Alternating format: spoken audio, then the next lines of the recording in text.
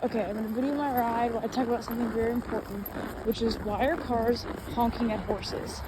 Because horses have sensitive ears and get spooked. Well, some horses get spooked by cars honking at them, and I have so many cars honk at me, and my horses don't like it.